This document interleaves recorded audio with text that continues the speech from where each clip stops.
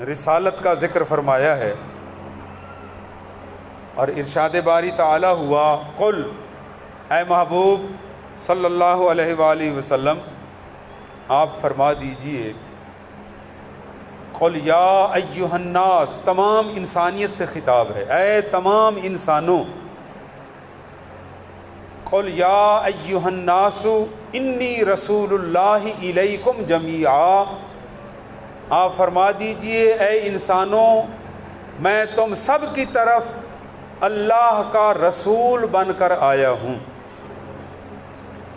نبی پاک علیہ الصلوۃ والسلام کی نبوت اور رسالت عالمگیر ہے، پوری کائنات پر حاوی ہے۔ جس طرح اللہ رب العالمین ہے، اسی طرح نبی اکرم صلی اللہ علیہ وآلہ وسلم کے لیے رسول العالمین ہیں، تمام عالمین کے رسول ہیں۔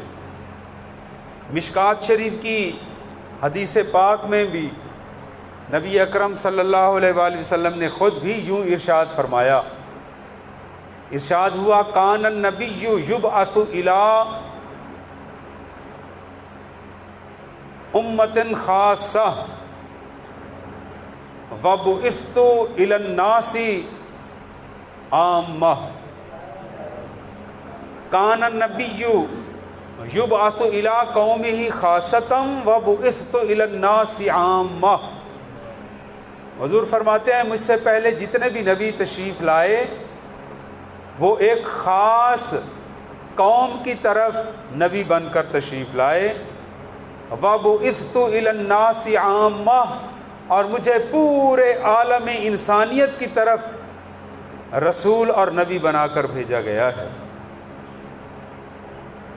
نبی پاک علیہ السلام خیر البشر ہیں، اور حضرت سیدنا آدم علیہ السلام وہ ابو البشر ہیں، تمام انسانوں کے باپ ہیں، جن میں مسلمان، غیر مسلم، ہر قوم سے تعلق رکھنے والے، ہر ملت اور مذہب سے تعلق رکھنے والے، سب کے سب جس طرح سیدنا آدم علیہ السلام کی اولاد ہیں، اسی طرح نبی پاک علیہ الصلاۃ والسلام بھی سب کی طرف اللہ کے رسول اور نبی بن کر تشریف لائے ہیں۔ سرکار دو جہاں علیہ الصلاۃ والسلام کی ولادت باسعادت سن عیسوی کے حساب سے 571 عیسوی کو بروز پیر سرکار کی ولادت باسعادت ہوئی، اور آج 1443 ہجری سال کے تیسرے مہینے، جسے ربیع الاول کہا جاتا ہے، الحمدللہ کل شام کو ربیع الاول کا چاند نظر آ گیا ہے، اور آج یکم ربیع الاول کی تاریخ ہے۔ لہٰذا تمام اہل عالم کو جو منصف مزاج ہیں، تعصب سے بچتے ہوئے جو اپنی زندگی گزار رہے ہیں، انہیں اور خاص طور پر پوری ملت اسلامیہ کو جشن عید میلاد النبی مبارک ہو۔ اگر یہ برکتوں والا مہینہ اور یہ 12 ربیع الاول شریف کی مبارک تاریخ اگر نہ ہوتی تو کچھ بھی نہ ہوتا۔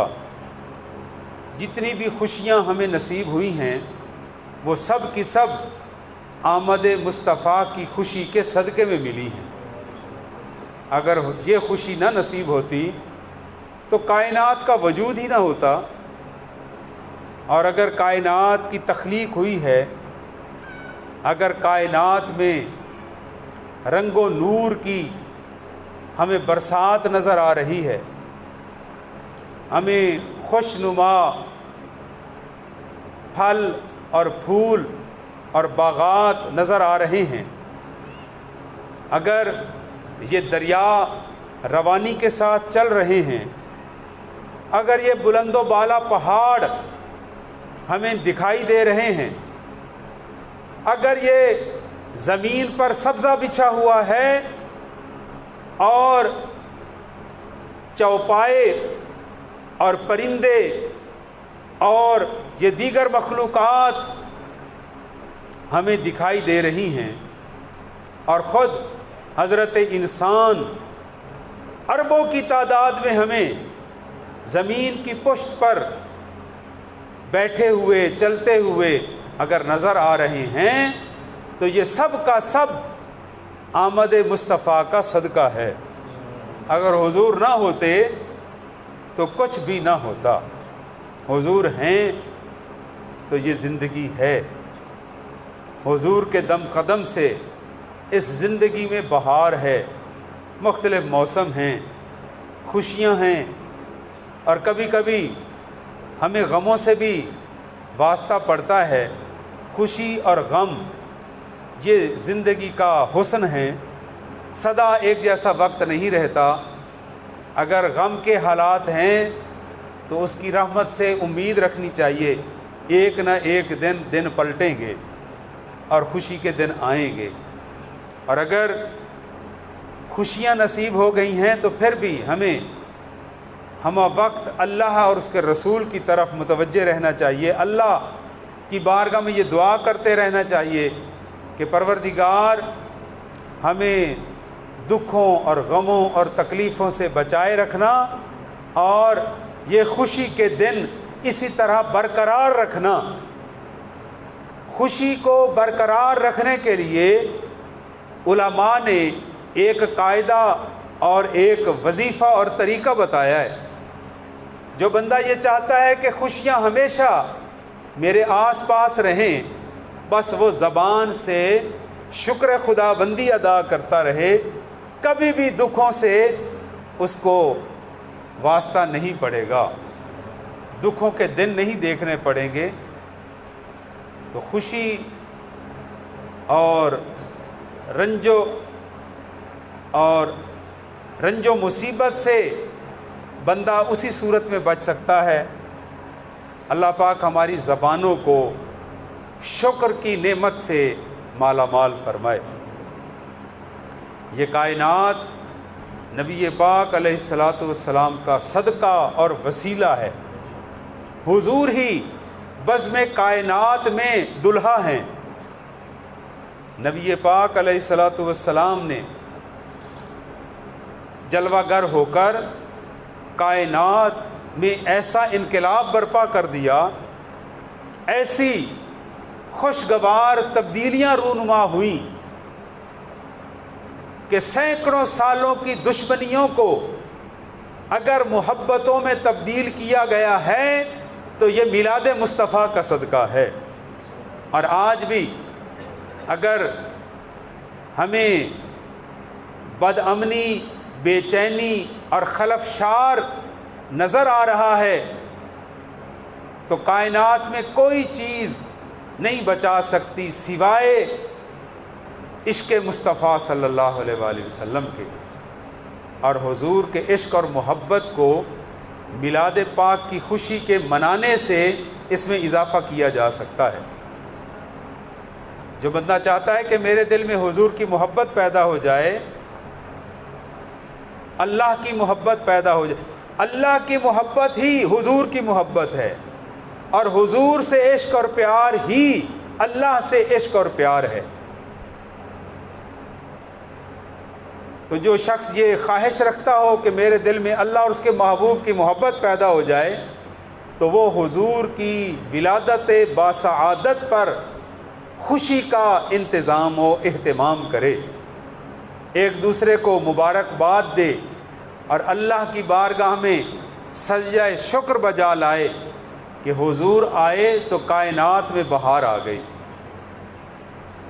نبی پاک علیہ الصلاۃ والسلام نے اللہ کی توحید کا درس دیا اور بھٹکی ہوئی انسانیت کو عرفان خداوندی عطا فرمایا، اللہ کی پہچان عطا فرمائی، اور ارشاد فرمایا، یہ سبق ارشاد فرمایا کہ اے لوگو، تم بے جان چیزوں کے سامنے اپنے ماتھے کو نہ جھکاؤ، اگر اپنا سر جھکانا ہے تو اللہ وحدہ لا شریک کی بارگاہ میں جھکاؤ، اور اس کی بنائی ہوئی کائنات میں تدبر کرو، سوچو بچار کرو، غور و فکر کرو، سوچو کہ اللہ پاک نے یہ چیزیں کیسے بنائی ہیں اور ان سے ہم کیسے فائدہ اٹھا سکتے ہیں۔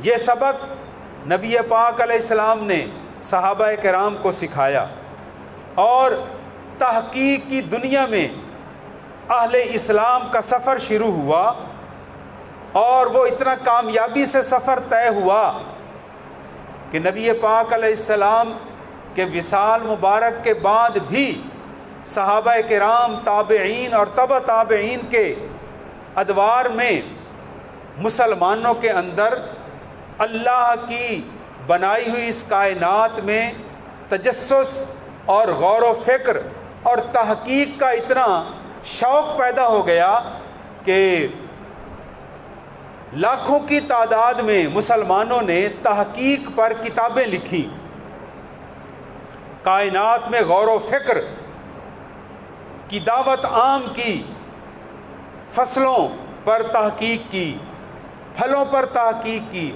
اور یہ جو جدید سائنس ہمیں دکھائی دے رہی ہے، جس میں انگریزی میں ہمیں نظر آتا ہے کہ بڑی تحقیق ہوئی ہے فزکس، کیمسٹری اور بایو میں، یہ ان کی اپنی تحقیق نہیں ہے، بلکہ یہ مسلمانوں کی تحقیق کو آگے لے کر چلے ہیں۔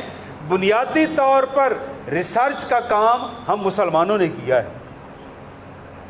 آج کا مسلمان اپنے آپ کو احساس کمتری سے نکالے اور اپنے ماضی کو پڑھے، اپنے بزرگوں کے کارناموں کو کتابوں میں پڑھ کر اس نتیجے پر پہنچے کہ ہم مسلمانوں نے اللہ کے محبوب کے ارشاد کے مطابق، ہمارے بزرگوں نے کائنات میں اسرار و رموز میں تحقیق کی، عالم فلکیات میں جتنے بھی ستارے اور سیارے محو گردش ہیں، ان کے نام، ان کے گردش کا دورانیہ یہ مسلمانوں نے تحقیق کی ہے۔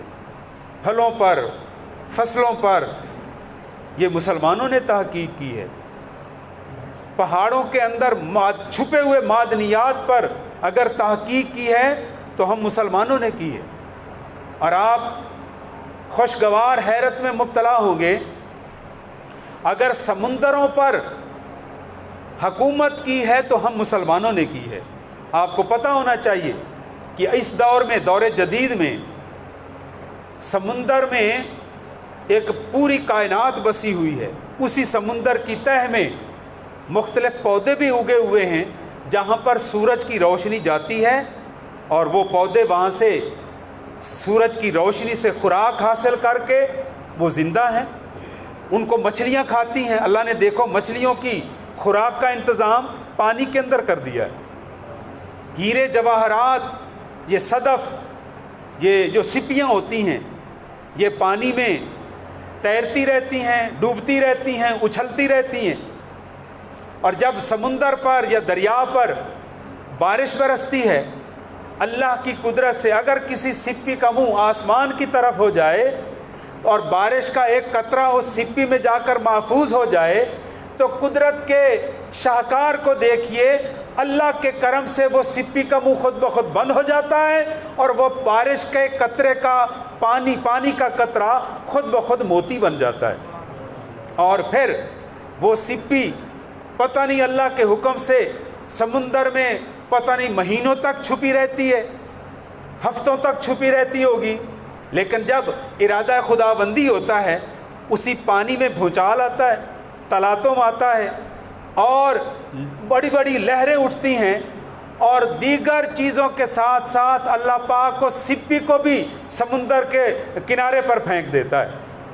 پھر وہ ہر ایک کو نہیں ملتی، کسی کسی کے نصیب میں ہوتی ہے، جو قدردان ہوتا ہے اسے ہی ملتی ہے۔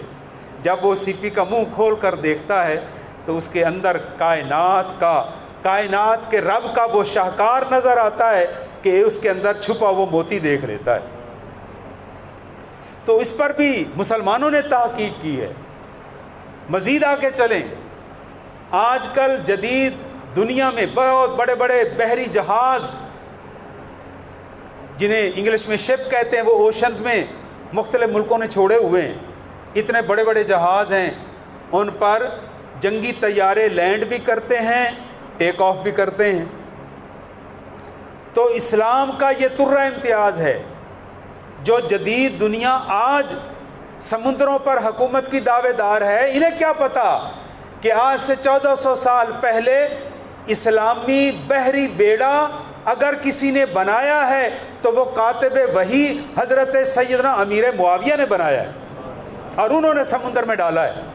انہی کو دیکھ کر انگریزوں نے اور دیگر غیر مسلم اقوام نے اسی بحری جہاز کو نقل کر کے اپنے اپنے بحری جہاز بنائے، لیکن بنیادی طور پر تو یہ اعزاز ہمارے پاس ہے، مسلمانوں کے پاس ہے۔ تو آج کل کے مسلمان کو کیوں گھبراہٹ ہوتی ہے، وہ اپنے آپ کو کیوں کمزور سمجھتا ہے؟ بلکہ وہ آگے آئے اور میدان عمل میں تحقیق کرے، محنت کرے۔ ساری کائنات اللہ پاک نے اس کے لیے بنائی ہے، اس میں سوچ و بچار کرے۔ کیوں کہ حضرت مولا علی شیر خدا، خلیفہ چہارم، داماد رسول، جس طرح حضرت مولا کائنات سیدنا علی المرتضیٰ داماد رسول ہیں، اسی طرح حضرت عثمان غنی بھی داماد رسول ہیں۔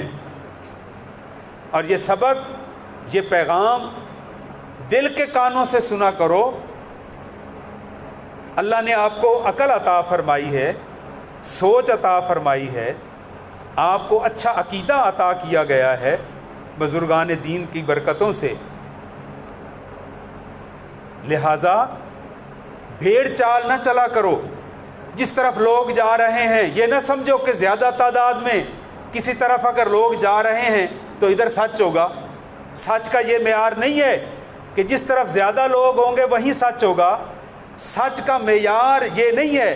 سچ کا معیار یہ ہے کہ جہاں اللہ اور اس کے محبوب کا حکم موجود ہو اور اس حکم پر عمل کیا جا رہا ہو، وہی حق ہوتا ہے۔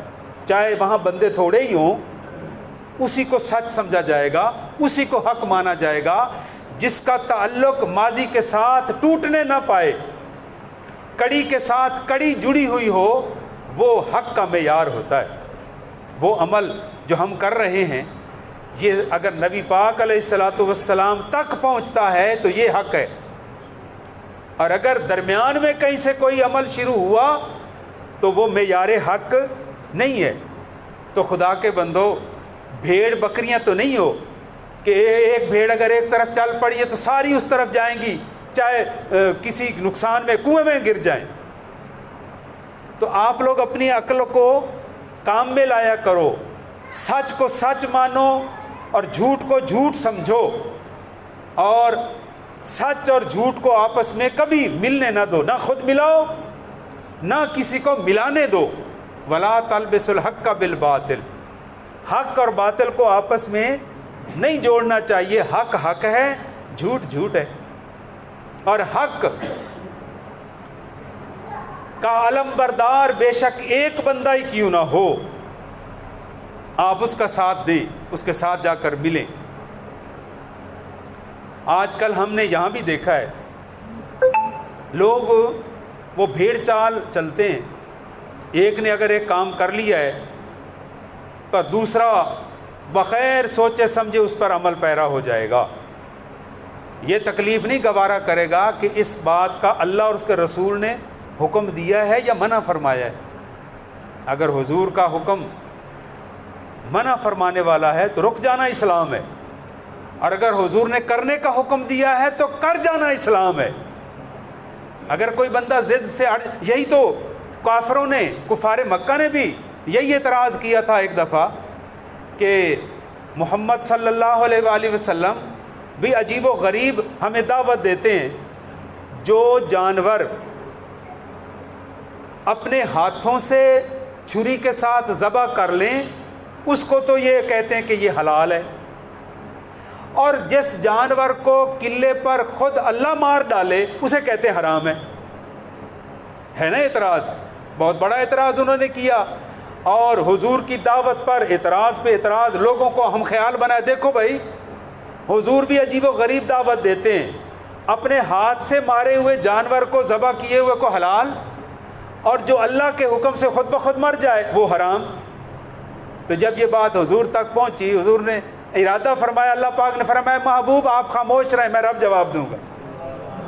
اللہ نے یہ اپنے محبوب کے ذریعے سے حکم یہ اس لیے پہنچایا تاکہ پتہ چل جائے کافر میں اور مسلمان میں. ہاتھ سے ذبح کیے ہوئے جانور کو حضور نے حلال قرار دیا، جو اس کو حلال مانے گا وہ اللہ اور کا ماننے والا ہوگا، وہی مسلمان ہوگا، اور جو اعتراض کرے گا تو وہ دائرہ اسلام میں داخل نہیں ہو سکتا. کیوں کہ اس نے حضور کے فیصلے پر اعتراض کیا ہے. حضور کے فیصلے پر اعتراض کی گنجائش نہیں ہے، یہاں تو مان لینا ہی اسلام ہے. اس لیے آپ نے دیکھا نا، ہندوؤں کا، ہندو مذہب کے نام ہے ہندو، یہودیوں کا نام ہے، ان کا ایک حضرت یوسف علیہ السلام کے بھائیوں میں سے ایک کا نام تھا یہودا تھا، اور عبرانی زبان میں یہودا اللہ کو بھی کہتے ہیں. تو یہودیوں نے اپنا نام یہودا سے یہودی رکھ لیا، یعنی اللہ کو ماننے والے، اللہ کو ماننے والے. عیسائیوں نے اپنا نام یہ رکھا، ہم عیسائی، حضرت عیسیٰ علیہ السلام کے ماننے والے، حضرت عیسیٰ علیہ السلام کو ماننے والے. اور ہمیں کون سا نام دیا گیا؟ مسلمان. ان الدین عند اللہ الاسلام. ہمیں اللہ اور اس کے محبوب نے کون سا نام دیا ہے؟ مسلمان. ہم اللہ کو نہیں مانتے، ہمارا ذرا توجہ کیجیے گا، ہم صرف اللہ اور اس کے رسول کو نہیں مانتے، بلکہ ہم اللہ اور اس کے رسول کو بھی مانتے ہیں، اور اللہ اور اس کے رسول کی بھی مانتے ہیں، ان کو بھی مانتے ہیں اور ان کے ارشاد کو بھی مانتے ہیں. یہودی صرف اللہ کو مانتے ہیں، اللہ کی بات نہیں مانتے، اور مسلمان جس طرح اللہ کو مانتے ہیں اللہ کی بات کو بھی مانتے ہیں. جس طرح رسول پاک کو مانتے ہیں ایسے ہی رسول پاک کی بات کو بھی مانتے ہیں. اس لیے ہمیں نام دیا گیا ہے مسلمان، سر جھکانے والا، اللہ اور اس کے محبوب کے فرمان کے آگے اپنے آپ کو جھکانے والا. اور جو اکڑ گیا وہ مسلمان نہیں رہا، وہ اپنے دماغ کا، ذہن کا علاج کرائے، وہ سوچ و بچار کرے. حضرت علی المرتضیٰ شیر خدا رضی اللہ تعالی عنہ کے خلیفہ اور آپ کے شاگرد اور آپ کے مرید صادق، جن کا نام ہے حضرت خواجہ حسن بصری، سب کہیں رحمت اللہ علیہ. آپ تابعی ہیں، اور تابعی کسے کہا جاتا ہے؟ جس نے ایمان کی نظروں سے صحابی رسول کا دیدار کیا ہو وہ تابعی کہلاتا ہے. اور یہ جو سلسلہ آگے چشتیہ، سہروردیہ اور قادریہ سلسلہ جو بیعت والا آگے چلا ہے، یہ حضرت خواجہ حسن بصری سے آگے چلا ہے. سب کے پیر، بڑے پیر خواجہ حسن بصری ہیں. اور وہ ارشاد فرماتے ہیں، دیکھیے مسلمانوں کو غور و فکر کرنے کا کتنا حکم دیا گیا ہے. آپ فرماتے ہیں تفکر ساعۃ خیر من قیام لیلۃ، کہ اللہ کی قدرت کی نشانیوں میں غور و فکر کرنے کا ایک لمحہ، توجہ ہے آپ کی، اللہ کی نشانیاں، یہ نشانیاں ہیں نا، ستارے، آسمان، پانی، پرندے، چرند، پھول، سبزیاں، پھل اور خود انسان، یہ سب اللہ کی قدرت کی نشانیاں ہیں. تو آپ فرماتے ہیں تفکر ساعۃ خیر من قیام لیلۃ، اللہ کی بنائی ہوئی کائنات کی نشانیوں میں غور و فکر کرنے کا ایک لمحہ ساری رات کی عبادت سے افضل ہے. پتہ نہیں وہ مسلمان کہاں چلے گئے جو غور و فکر کیا کرتے تھے، جو سوچ و بچار کیا کرتے تھے. آج کا مسلمان لکیر کا فقیر بنا ہوا ہے.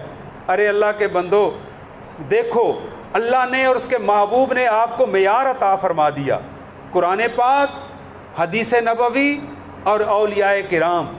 جن لوگوں کے پاس یہ تینوں چیزیں ہیں وہی حق کے مسافر ہیں، انہی کے ساتھ چلے چلو، وہ تمہیں مدینہ اور مکہ پہنچا دیں گے۔ اور اگر کسی کے پاس ان میں سے کوئی چیز مسنگ ہے تو واپس آ جاؤ، ان کو چھوڑ دو اور سیدھا راستہ اختیار کرو۔ ہر نماز میں اور ہر رکعت میں ہم یہی دعا کرتے ہیں، اہدنا الصراط المستقیم، یا اللہ ہمیں سیدھے راستہ دکھا، ہمیں سیدھے راستے پر چلا۔ تو وہ سیدھا راستہ کون سا ہے؟ ادھر ادھر دیکھنے کی بجائے آؤ نا اللہ کے اولیاء کو دیکھو، جنہوں نے اس راستے پر چل کر زندگی گزاری اور لاکھوں لوگوں کی تقدیر بدل کے انہیں اللہ کا محبوب بندہ بنا دیا۔ وما علینا الا البلاغ المبین۔